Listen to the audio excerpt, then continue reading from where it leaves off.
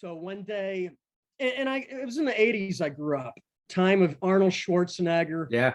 Conan, Yeah. Muscle and Fitness, Soldier of Fortune. Yeah. You're just around this testosterone, you're seeing it. And it feeds you. In my neighborhood, we were pretty, to today's standards, I grew up in a violent neighborhood, I guess. We played football, like tackle football. On the street, yeah. On the street. It started out as Nerf football, but then you end up tackling each other and people banged up. And but yeah, it was game on.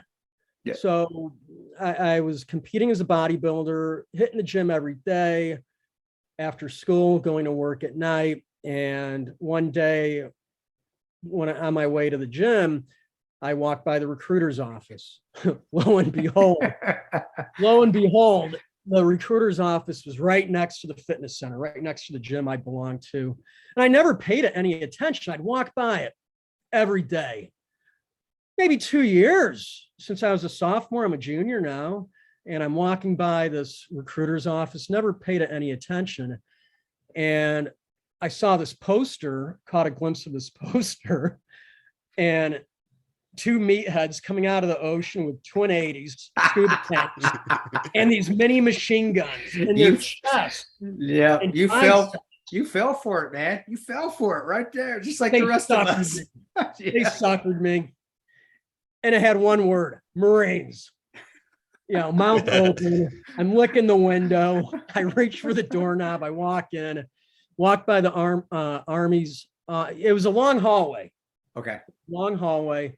The Army was right up front. Probably the most elegant office, huge office. And then the Air Force, nice office. Navy, nice office. And the Marine Corps at the end of this hallway. They had the janitor's closet. Yeah, they had the janitor's closet. Janitor's closet, a field desk. That's hilarious. And a couple foldable chairs, and the recruiter was in there. And it was a black guy, black recruiter, staff sergeant. And he was ripped. The guy was just a Hulk. He was sitting at his desk, and he was pretty intimidating. And he said, "What do you want? Why are you here?" And I asked him about the poster in the window, and he said, "Oh, shit, you can't, that Marine Recon. That's the baddest mofos of the most elite fighting organization in the world." I'm like, "Sign me up." Sign me up right now. I want to be those guys. Sign me up right now, man. That's right now. So that's how it went down.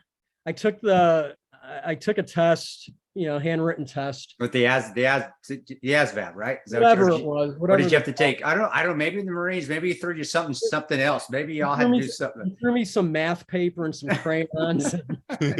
Simple math. And I went home, and my parents had gotten home from work at this time. And my mom was in the kitchen. My dad was in the backyard reading the newspaper. That's what he every day he'd come home from work, and he'd go in the back, on the back stoop, read the newspaper. And I told my mom, I said, "Hey, I'm joining the Marines." And she looked at me with like, "What just happened?" This is the last thing we ever had thought. And she started to tear up. My mom was unemotional, zero emotion. I never saw her cry. She never complained, whined. She just made it happen. Total alpha female. And it was the first time I saw her get teary-eyed and like, she's going to lose her son to war. I mean, she grew up in a time of Great Depression, saw World War II, saw Korea, saw Vietnam. My brother grew up in the 60s. He dodged Vietnam. He went up north. And we talked about that, and that was his choice, and I don't hold that against him. But my mom looked at me. She's like, "Well, go tell your father what you just did." So I went back, and I told my father, and he looked at me and he said, "You damn stupid kid." What are you thinking? Apparently you're not. And he said, whatever you do, I'll give you one piece of advice. Do not go infantry. There you go. And so that's where you're going. No, as a parent, he mind fucked you there too. He wanted you to go infantry. That's why he said, don't go infantry. Don't go infantry. But